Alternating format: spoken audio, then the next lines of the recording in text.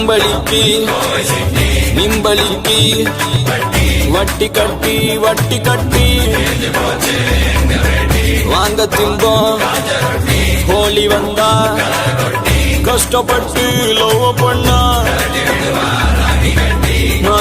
माताजी वो பொண்ணு பாத்தாஜி தரதரனி இழுத்துட்டு போனாலும் தில்லா நிப்பா ஏன் ஜோடி என்னாலும் நீ தாண்டி குஜராத் கோடி போய் இருப்போம் நீ வாடி 0.4% हिस्सा ही जैन कम्युनिटी का है, पर 0.4% जैन इंडियन इकोनॉमी में 24% टैक्स पे करते हैं और इंडियन जीडीपी में 25% कंट्रीब्यूट करते हैं। जैन कम्युनिटी इंडिया की सबसे अमीर कम्युनिटी है। आज इंडिया की 28% प्रॉपर्टी जैन के पास है। दुनिया के दूसरे सबसे अमीर आदमी गौतम अदानी, बॉम्बे स्टॉक एक्सचेंज के फाउंडर प्रेमचंद रॉय, इंडिया की सबसे बड़ी एयरलाइन कंपनी इंडिगो एयरलाइन के फाउंडर राकेश गंगवाल सभी जैन कम्युनिटी से ही बिलोंग करते हैं। जैन्स की 70% पॉपुलेशन रिच टॉप क्विंटाइल है। आइए जानते हैं कि जैन कम्युनिटी इतनी अमीर कैसे बनी। तो आप सभी से रिक्वेस्ट है कि जैन कम्युनिटी को बिजनेस कम्युनिटी बनने के सफर को अच्छे से समझने के लिए वीडियो को एंड तक जरूर देखें। जैन धर्म आज से 2600 साल पहले 6th सेंचुरी बीसी में शुरू हुआ था। जैन धर्म में 24 तीर्थंकर रहे। पहले ऋषभदेव और 24वें तीर्थंकर वर्धमान महावीर थे। जैन की अमीरी उनके धर्म के कारण है। महावीर जी ने 5 टीचिंग्स दी थी: अहिंसा, सत्य, अस्तेय,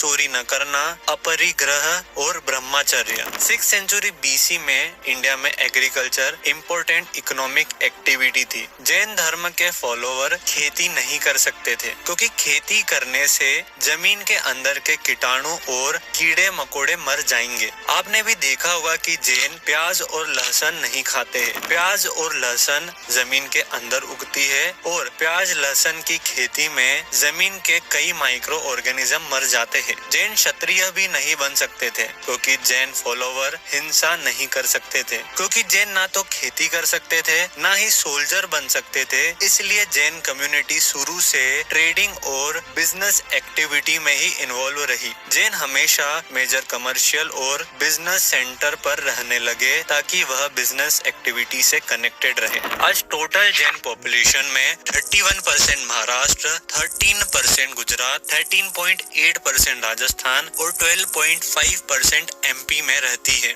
महाराष्ट्र, गुजरात और राजस्थान शुरू से ट्रेडिंग सेंटर रहे। आज भी मुंबई की 5% पॉपुलेशन जैन की ही है। जैन ने इन स्टेट्स की मदद से बिजनेस बहुत ग्रो किया। आज जैन कम्युनिटी इंडिया की सबसे पढ़ी लिखी कम्युनिटी है। स्टडीज बताती है कि 34% जैन के पास कॉलेज डिग्री है, वही इंडिया में सिर्फ 9% के पास है। शुरू से जैन वेल एजुकेटेड रहे ताकि नॉलेज की मदद से वह खेती के अलावा हर फील्ड में जैसे stock broker, banking, jewellery, manufacturing, hospital, school हर जगह ग्रो कर सके। एग्जाम्पल के लिए देखिए डॉक्टर विक्रम साराभाई, इसरो के फाउंडर, इंडियन कॉटन किंग सेठ हुकमचंद जिन्होंने 1940s में कई कॉटन इंडस्ट्री स्टार्ट की। सेठ वालचंद हीराचंद दोषी, इंडिया की पहली ship manufacturing, Hindustan shipyard limited के फाउंडर, इंदो जैन, टाइम्स ग्रुप के फाउंडर, एशियन पेंट्स के फाउंडर, सन फर्मा के फाउंडर,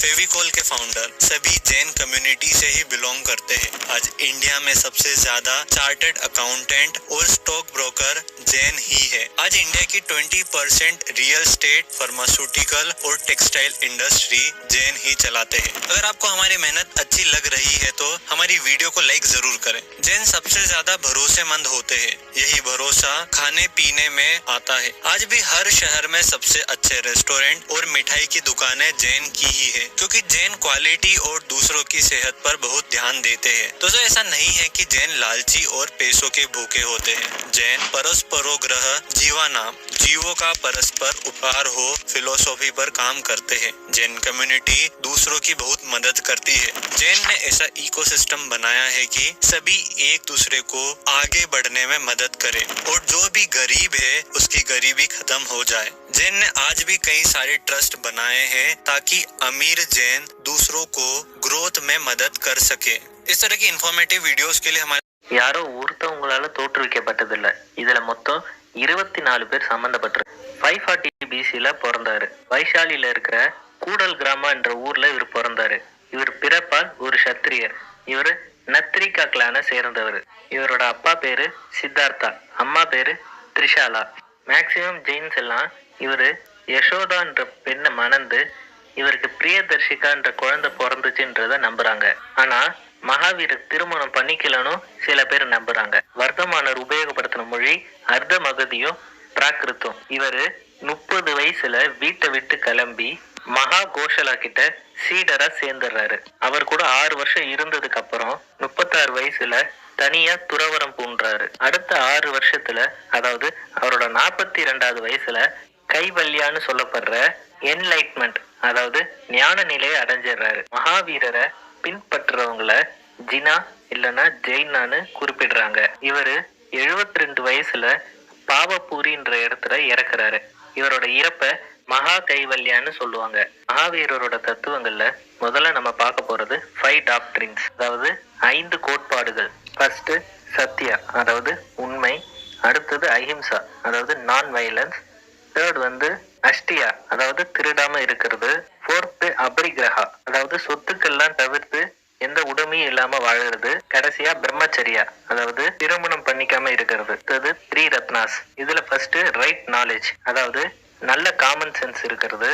செகண்ட் ரைட் ஃபெய்த், அதாவது நம்ம மேலேயும் கடவுள் மேலேயும் வைக்க வேண்டிய நம்பிக்கை. கடைசியா ரைட் ஆக்ஷன், அதாவது எந்த பாவத்தையும் தராத ஒரு நல்ல செயல்களை செய்யறது. ஜெயினிசத்தை பொறுத்த வரைக்கும் 2 முக்கியமான கான்செப்ட்ஸ் தான். ஒன்னு ஜீவா, இன்னொன்னு அஜீவா. ஜீவானா சோல். ஜெயினிசத்துல எல்லா சோலுக்கும் ஒரு பர்பஸ் இருக்குன்னு நம்புறாங்க. அஜீவானா பாடி. எல்லா ஆப்ஜெக்ட்ஸ்லயும் சோல் இருக்குன்னு நம்புறாங்க. இந்த பேசிக் ஐடியாஸோட ஜெயினிசத்தோட டீச்சிங்ஸை பத்தி பார்த்தோம்னா, அவங்க அஜீவான்னு சொல்லப்படுற பாடி எப்பயுமே ஒரு சுமையா தான் கருதிட்டு இருந்தாங்க. இந்த சுமையை தாண்டறதுக்கு ஜீவான்னு சொல்லப்படுற சோலை ஆக்டிவேட் பண்றதுக்கு பிராக்டிஸ் பண்ணணும்னு சொல்றாங்க. ஜெயினிசம் கடவுள் கொள்கையை ஏத்துக்கிட்டாலும் சோலுக்கு தான் முன்னுரிமை கொடுத்தாங்க. மகாவீரர் வர்ணா சிஸ்டத்தையும் சமுதாய ஏற்றத்தாழ்வுகளையும் வன்மையா கண்டிச்சாரு. இவரோட ஃபாலோயர்ஸ்னு சொல்லப்படுற ஜினாவை வியாபாரம் பண்ணலாம்னு விவசாயம் பண்ணக்கூடாதுன்னு சொல்றாரு. ஒருத்தவங்க தன்னோட வாழ்க்கையில இந்த டீச்சிங்ஸ் எல்லாத்தையும் ஃபாலோ பண்ணா மகா கைவல்யாவை அடைய முடியும்னு மகாவீரர் நம்பினாரு. அடுத்ததா ஜெயினிசத்தோட பிரிவுகளை பத்தி பார்க்கலாம். ஜெயினிசத்துல ஸ்வேதம்பராஸ், திகம்பராஸ்னு 2 செக்ட் இருக்கு. இது எப்படி உருவாச்சுன்னு பார்த்தோம்னா, மகாவீரர் இறந்து ஒரு 150 வருஷத்துக்கு அப்புறம் மகத நாட்டுல ஸ்தூல்பத்ரா, பத்ரபாகுன்னு 2 சமணத்துறைகள் வாழ்ந்துட்டு இருந்தாங்க. இப்ப மகத தேசத்துல ஒரு பெரும் பஞ்சம் ஏற்பட்டுச்சு. அந்த சமயத்துல பத்ரபாகு கீழே கர்நாடகாவுக்கு புலம்பெயர்ந்து வராரு. கொஞ்ச காலம் இங்க தங்கி சமணத்தை பரப்பின அவரு திரும்ப மகத தேசத்துக்கு போனாரு. அப்போ அங்க இருந்த ஸ்தூல்பத்ராவும் அவரோட சீடர்களும் வெண்மையான உடை அணிஞ்சிருக்கிறத பார்த்து ஆச்சரியப்பட்டார். இது வரைக்கும் உடைகளை துறந்தாதான் சமண துறவின்னு சொல்லிட்டு இருந்தவங்க உடை அணிஞ்சிருக்கிறத பார்த்து 2 தரப்புக்கு இடையில சண்டை ஏற்பட்டுச்சு. அப்போ சந்திரகுப்தர் தலைமையில கிட்டத்தட்ட 300 பிசி கிட்ட ஒரு ஜெயினிஸ்ட் கவுன்சில் தொடங்குச்சு. இந்த கவுன்சில்ல தான் ஒயிட் ட்ரெஸ் போட்டிருக்க எல்லாரும் ஸ்வேதாம்பராசனும், ட்ரெஸ் போடாம இருக்கிறவங்க எல்லாரும் திகம்பராசனு முடிவு பண்ணாங்க. இது மட்டும் இல்லாம அமோகோர் மந்த்ரா, மகாவீரோட திருமணம், பெண்கள் மகா கைவல்யா அடையிறது, வச்சிருக்கிற திங்ஸ்ன்னு சில மாற்றங்கள்லாம் 2 பேருக்குள்ள ஏற்பட்டுச்சு. அடுத்ததா ஜெயினிஸ்ட் கவுன்சில். ஃபர்ஸ்ட் கவுன்சில் பாடலிபுத்ராலையும் செகண்ட் கவுன்சில் வல்லாபிலையும் நடந்தது. ஜெயினிசத்துக்கு அப்புறம் நம்ம பார்க்க போறோம் हैं नवकार मंत्र का सही उच्चारण और इसका मीनिंग।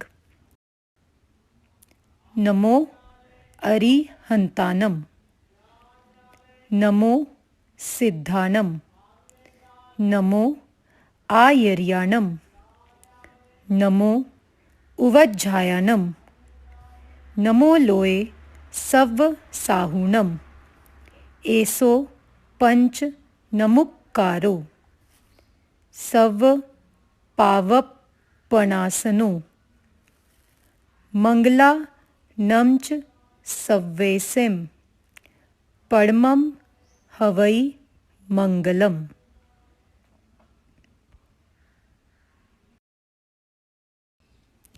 नवकार मंत्र में 68 अक्षर और 9 पद हैं।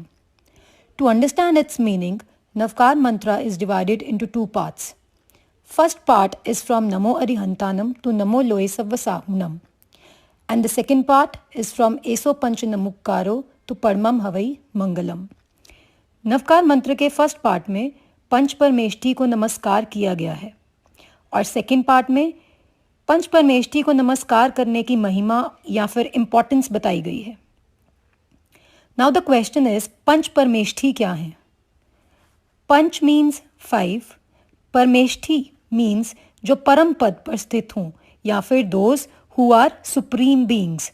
सो Panch Parameshthi means 5 supreme beings. These 5 supreme beings are Arihant, Siddh, Acharya, Upadhyay, Sadhu. नमो अरिहंतानम. अरिहंत भगवंतों को नमस्कार हो. अरिहंत किन्हें कहते हैं? Arihant word is basically made up of अरि एंड हंत. अरि मीन्स शत्रु और एनिमी एंड हंत मीन्स मारने वाला और destroyer. But this is not a war, so who is the enemy? Here we are talking about the internal enemies of the soul.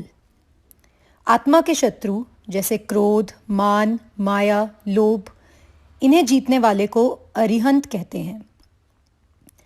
वे केवल ज्ञान प्राप्त करने के बाद समवसरण में विराजमान होकर उपदेश देते हैं और जगह जगह पर जाकर लोगों को सही मार्ग दिखाते हैं.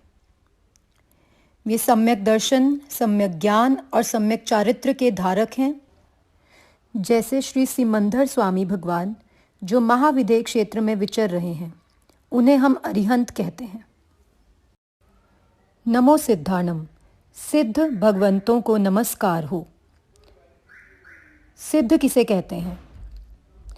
8 कर्मों को क्षय करके जिन्होंने मोक्ष पद को प्राप्त कर लिया हो, जो जन्म मरण से रहित हों, उन्हें हम सिद्ध कहते हैं. ऋषभ देव जी, महावीर स्वामी आदि 24 तीर्थंकर जिनका निर्वाण हो चुका है, वे सभी सिद्ध के जीव कहलाते हैं. नमो आर्याणम. आचार्य महाराजों को नमस्कार हो. In Jainism acharya means the head of the Chaturvidh Sangh, यानी जो संघ के नायक या मुनियों में राजा के समान हो, उन्हें आचार्य कहते हैं. वे हैं तो जैन साधु ही, पंच महाव्रत का पालन करते हैं, पर इसके साथ साथ मुनियों को दीक्षा देना, कुछ गलत होने पर उचित दंड या प्रायश्चित देना, समाज को सही मार्ग दिखाना, समस्त संघ को सही राह पर रखना और धर्म का प्रचार व प्रसार करना, ये उनके मुख्य काम है. जैसे आचार्य श्री विजयानंद सूरी जी, आचार्य श्री विजय वल्लभ सूरी जी आदि. नमो उवज्झायनम. उपाध्याय महाराजों को नमस्कार हो. जो मुनि संघ में सबसे ज्ञानी हों, उन्हें उपाध्याय कहते हैं. वे अंग, उपांग, 14 पूर्व इन सबके ज्ञानी होते हैं. वे अपना सारा समय आगमों को पढ़ने और फिर मुनियों को पढ़ाने में लगाते हैं. So basically just like acharyas are responsible for administering and maintaining discipline in the Sangh, upadhyayas look after the teaching of the scriptures. So they are known as the spiritual teachers, जैसे कि उपाध्याय श्री रशोफ विजय जी. नमो लोए सव्वसाहूनम. लोक में विद्यमान सब साधु महाराजों को नमस्कार हो. साधु कौन है? जो संसार की मोह ममता को छोड़कर दीक्षा ग्रहण करके पंच महाव्रत का पालन करते हुए अपना जीवन मोक्ष पद को प्राप्त करने के प्रयत्न में लगा देते हैं, उन्हें हम साधु कहते हैं. एसो पंचनमुक्कारो. इन पांचों को किया हुआ नमस्कार सब पावप प्रणासनो, सब पापों का नाश करने वाला है. यानी कि पंच परमेष्ठी को नमस्कार करने से हमारे सारे पाप नष्ट हो जाते हैं. मंगलानंच सव्वेसिम.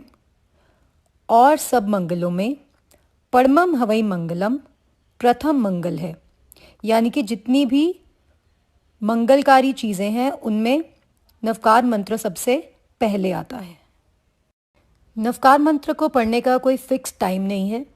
इसे आप सोने से पहले, उठने के बाद, कुछ भी नया काम शुरू करने से पहले, कुछ डिफ़िकल्ट काम करने से पहले आप इसे पढ़ सकते हैं। It will give you positivity और श्रद्धा के साथ जाप करने से आपके सारे काम सफल हो जाएंगे। Thank you for watching this video.